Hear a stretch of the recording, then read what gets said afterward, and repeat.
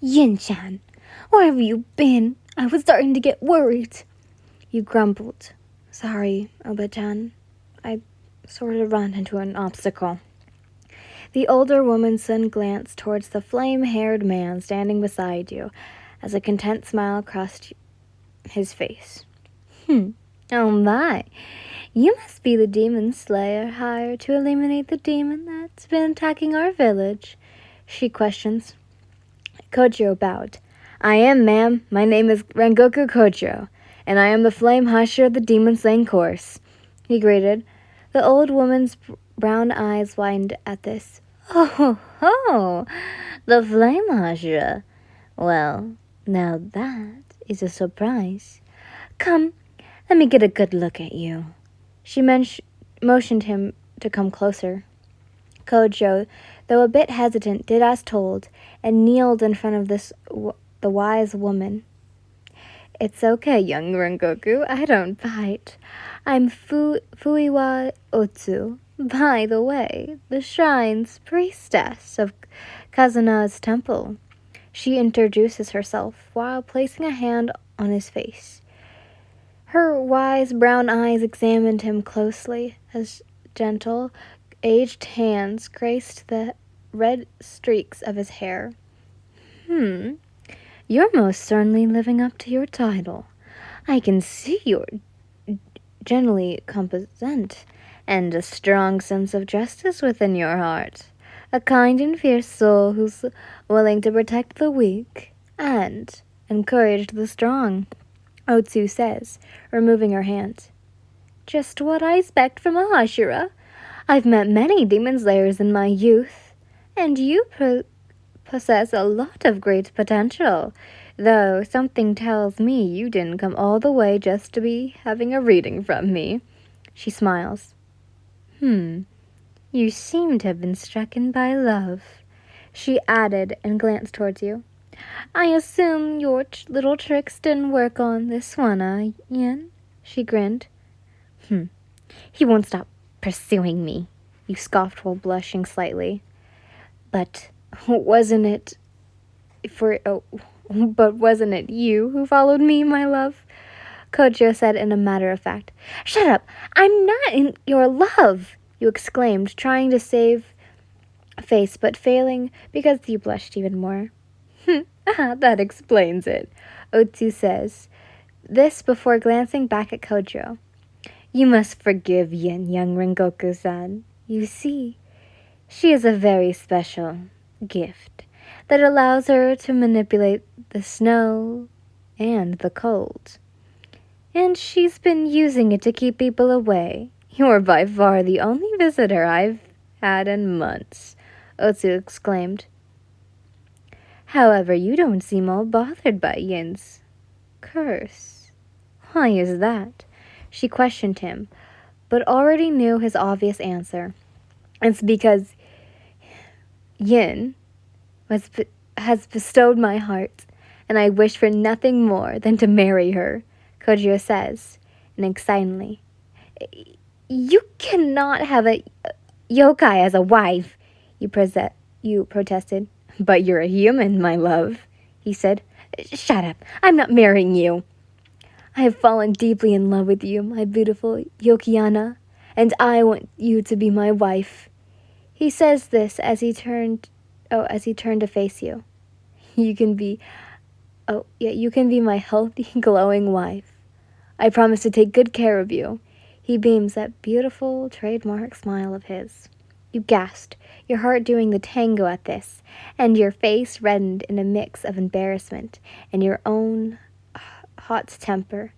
You refused to fall for his charms and by his sweet words as you growled, then huffed, weighing out your opinion. Shut up, you're an idiot. I don't want to get hurt again, you whimpered, closing your eyes, feeling tears start to run down your face. Damn it, why now? Of all the times to break down, why in front of him? You utterly scold yourself while your own body begins to tremble as many unwanted emotions course through you. You didn't know what to do. Kojo hadn't said anything or made a move, and you were sort of afraid to even look at him. He must look like a big, pathetic, a big girl like me crying like a child over something so stupid, you thought bitterly. Those days of being lonely are finally weighing on you like an anvil. Your hands clenched tightly as you went to hug yourself. Meanwhile, small plaints of ice were beginning to form under your feet. This happens whenever you get too emotional over something like this. You'd tend to excate yourself in ice, shielding yourself from the world, and you tend to stay like that, a statue made of ice for hours, days, or even weeks. You tried to keep a grin on the inner tranquil that now bubbling its way to the surface as you eventually found the strength to finally look up at Kojo. You gasped at him, smiling. Does he find this funny? The thought of him idly laughing at your feelings made you angry as you tried to keep calm, wishing for the ground to crumble and swallow you whole instead. Of course this man would be smiling. What made you think that Kojo would be the one? You were nothing but a snow witch, a loner. You will forever be alone. No one would ever love you as you. You wanted to fade away into nothingness. You knew how this was going to end, yet you wanted to hear his response. You needed to hear Kojo say it, so you asked, "Do you love me, Rengoku?" Your voice comes out shy, almost to the point of cracking slightly. You watch as Kojo's different expression soften. The fiery locks of his mane sway across his shoulders as he slowly cocks his head in confusion at the question. Yes, I do, he replies instantly, as if that's the only thing he's capable of saying. He's lucky you didn't freeze him. However, it's difficult for you to tell if he's lying or not. Does he expect you to believe him and accept his so-called love for you? No, you'll never give in. That's far too easy. You bit your bottom lip hard enough to almost draw blood as your expression turned grim. You opened your mouth to speak. I don't believe you. Then you clenched your fists tight, letting them fall to your side. That's not good enough, so let's try this instead, you said, feeling your blood boil. If you truly want me to be your wife, then promise me you won't break my heart. Say you'll never leave me in the dirt. Promise me, Flame Hashira, you exclaimed. For a moment, Kojo's silence was nerve-wracking, and you clenched your fists, releasing the pent-up adrenaline at the tremble's return, feeling it match the unsteadiness in your heart, and Despotion's skull took the place of your frustration. You pushed further. You said you wanted me to be your wife, right? So, I need to know when that purpose is done, when you have grown tired and no longer want me, what will? I'll never grow tired of you, he suddenly exclaimed, erupting you and completely catching you off guard. What? I would never grow tired of you. I would love you always and forever. His expression softened as his fiery red and golden eyes stare at you seriously, and the air around you becomes humid. However, you seem to have forgotten who I am, my Okiana, he said, slowly taking a step towards you, which caused you to take a step back. You want me to promise you to never break your heart and to never leave you, but you've forgotten who it is you're asking to fulfill that promise. He halted in a step.